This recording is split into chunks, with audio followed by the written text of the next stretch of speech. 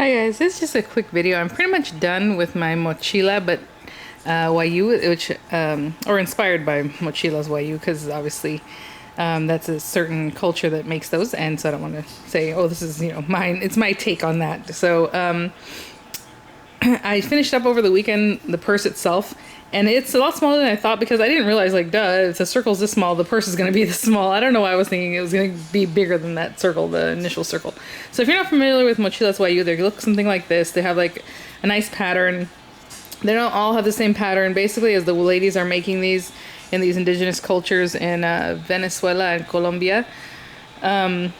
They're just going along with a pattern they might already have in their head or something they want to make up at the moment, So I did start off, it's a circular pattern. It doesn't have a step up, so you are going to have like a spiral. So the pattern looks like there's something wrong, but that's just how it is. That's the design. So that's the typical of their bags or mochilas. So I kind of went with a circular. I just made this part up. Obviously you can tell it's a little rough. I made little triangles within there just because, just 3 stitches, 2 stitches, 1 stitch. It was really easy to just go along and do that without having a pattern, right? But these ladies make really intricate things, and I'm like, there's no way I can do that without thinking. But once I got past, like, even this, and you're in the next 2 or 3 rows of these little triangles, like, it's just common sense that the next thing's going to be black or whatever, to switch out to the next, and then where you're going to start the next color and stop the next, the previous color. So once you start going, even after just a little part of this, it just, I don't know. It just works, it just kept going and kept working. And then I had to watch some tutorials on how to make this cord. I ended it just with a couple of rows of green, a couple of rows of purple, and then I did a crab stitch on the top, which is an ending you can do. I don't know if that's typical, but I just didn't want it to just be flat. So we did crab stitch, and so this, I looked up, I watched some videos and I saw a lady doing it. She's so fast, and I'm like, yeah, you just braid it with 4 cords, but no, it's not. It's an actual pattern the way you have to braid it. So I actually found, I think it was a Bead Halik video on how to make a 4-cord braid. Even though it's not cords, it's strands of yarn. I still figured it out. I did watch the same lady that I said, indigenous lady that made the cord. I saw how she made the tassels, and I just basically copied her straight up how she did it. I still have to cut these and make them a little more fine. So I pull it tight, and there it is. But now I have to make the strap, right? So I could have put the strap on first and then put this stuff on, but it's okay. All you have to do is take apart this guy. Obviously, it's a purse, so you're going to open it and use it. Just loosen up your pull strap, and I can obviously add on my strap. I don't know if I'm going to put it up here or right down here. I think right down here might make more sense, but we'll see. I'll have to see some videos again and how they do it, where they typically would put the strap. And the reason I'm making this video is because I started making the cords, and I was like, this looks so daunting. And to be honest, if I didn't have this little tool, it would be daunting. So obviously this lady right here made a whole book about this, and I already talked about this book before, but it's by VianneyCreates, I believe, and like I said, I think she's from like New Zealand or somewhere in the Netherlands. I'm not sure. We're horrible at geography out here, but so I read her instructions and I understand what she's saying. It's not super easy. So I had seen a video on this other lady's channel where she you have to make these cords, and let me show you.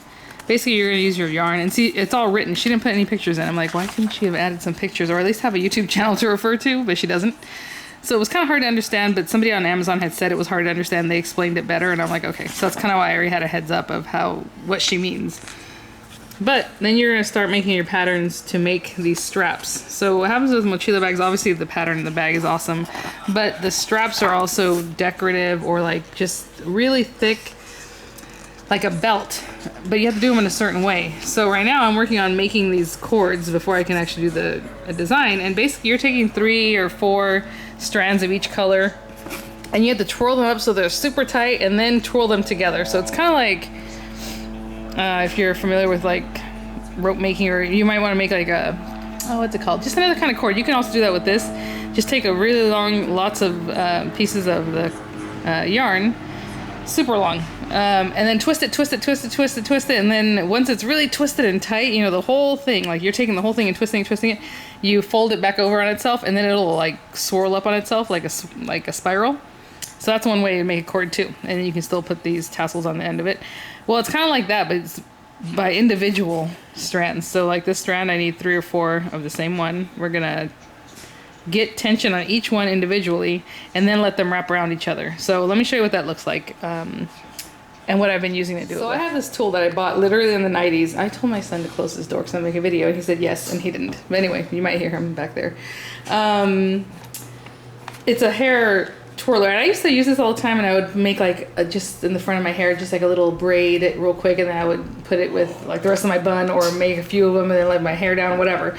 But I would use this thing all the time. So you go forward, and then you go backwards, and backwards the whole thing spins. So to get tension, you know, as you can see, this one only has 3 sticks.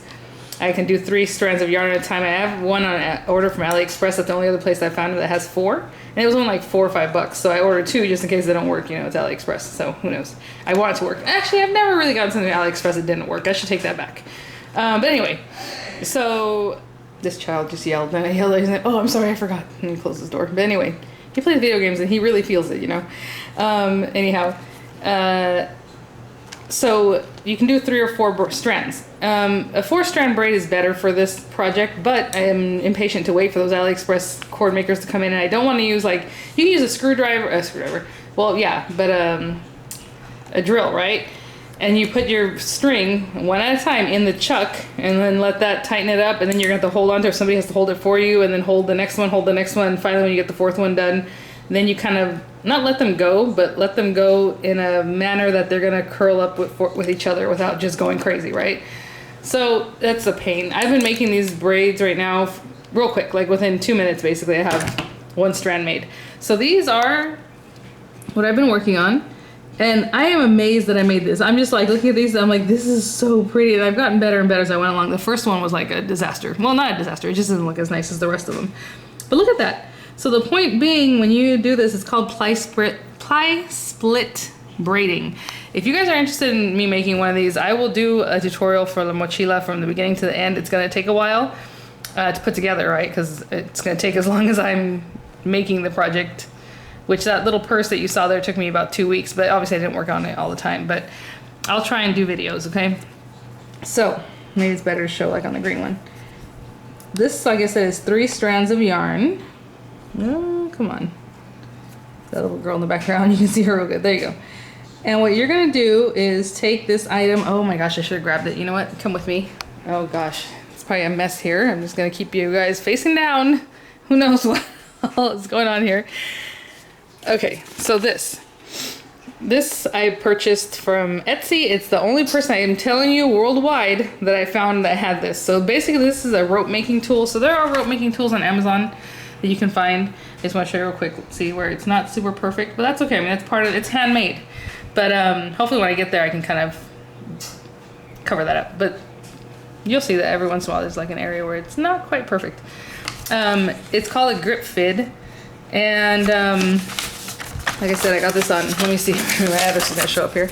And this man makes them handmade, which is awesome. Look at that beautiful handle. So he had different choices of wooden handle, and this is gorgeous. I mean, that's why I was like, go 5 stars. I mean, he shipped it out real quick, and this is beautiful handiwork. But when I saw it, I thought, oh, I could have made this myself. Let me show you what it actually is. I'm doing this one hand. It's basically a knitting needle that he didn't hollow out because they're hollow anyway, right? So it's probably like a size, I would say maybe a 9 or 10 knitting needle. And he probably used a Dremel or some kind of tool like that to just file that off. And then he had to make it nice, obviously, so it doesn't have like snaggy areas. But, you know, it was $22. I think it was $18 and $2 shipping or something like that. Either way, $22. I couldn't even find it on AliExpress. I couldn't find it anywhere, but I was like, you know what, maybe, I mean, it's really nice. I'm not going to complain. It's gorgeous work. But if you want to make your own, I think you could. And then you can probably just use a long, some people just use little tapestry needles or things like that to do this work. So basically what I want to show you is that when you have these things all wound up together, there's gaps, right? Like I can put my finger in here. So basically the point is, as you do this, you're going to have these all next to each other, kind of like I showed you in the book.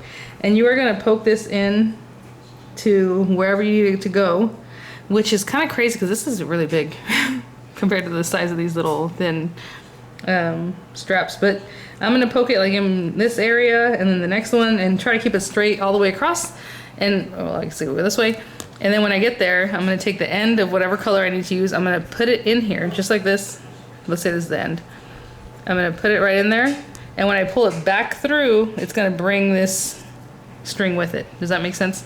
So it's really cool. It's a type of weaving, rope making. I don't know. I'm kind of daunted, but at the same time, as I made these, I'm like, hey, that's pretty good. I'm kind of excited about it. So if you guys are interested in seeing, like I said, a tutorial, hopefully clearly explained and, you know, step by step, let me know, because there are a lot of tutorials out there and a lot of them are in Spanish. Most of them don't have subtitles if you're not a Spanish speaking person, which I am, so that's great. But you know, some of them are in other languages. I would say like Dutch or something, because apparently they like to make these too. And so I think I could help out, you know, in making a video that you can make at least the basic one, you know, with. So thanks for watching, guys, and I'll see you at the next one.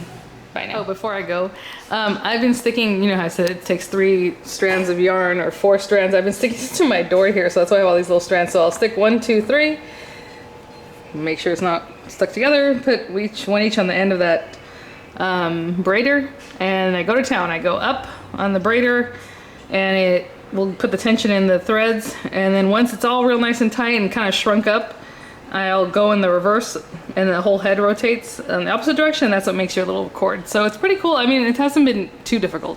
But anyway, again, just let me know if you guys are interested in seeing something about that, and I'll see you guys at the next one. All right, bye now.